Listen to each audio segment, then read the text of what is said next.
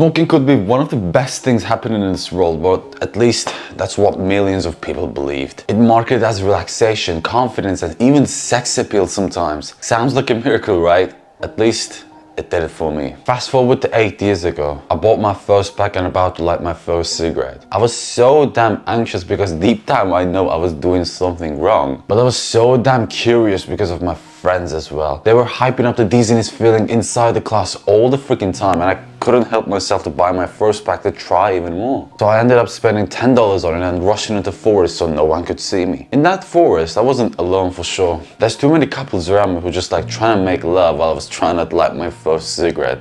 But it didn't matter for me. I was so damn curious about it. I just wanted to light it and discover what it is really. Once I lit it up, I couldn't even believe to my eyes because I couldn't even stand up for someone. I was feeling so relaxed.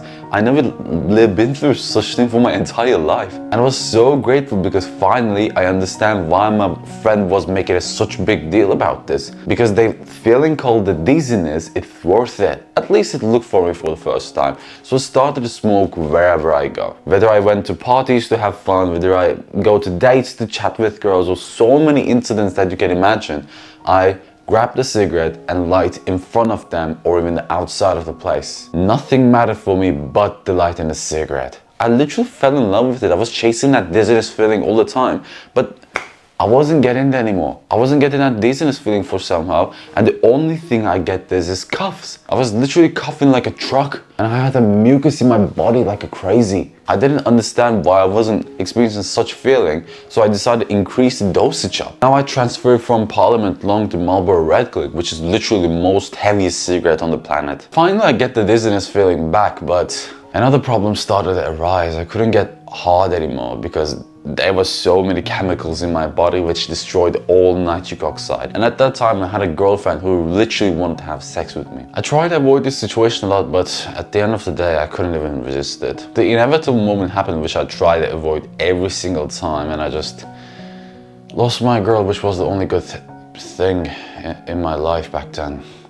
Then I left with the consequences of the cigarettes while I chased the dizziness all the time. I was coughing, having mucus, literally I almost lost one of my lungs, and I couldn't get hard as a teenage man. Could you imagine that? I literally turned to a 16-year-old at this point. For what? For literally what? A dizziness feeling? It doesn't even make sense. It's not even logical at this point, but everything was too late. I literally got nothing in my hands anymore, and I didn't know what to do at this point, so I decided to go on the highest building to watch cars and just numb myself with something else. All people literally warned me before I started smoking, you're gonna die at some day, but I realized the truth. You don't even need to die physically for this thing. It turned me into a living dead already. I mean, look, what I got in my hands, for what? There's just $10 per pack to make the Philip Morris kid rich so they could buy yachts, private jets, or something else.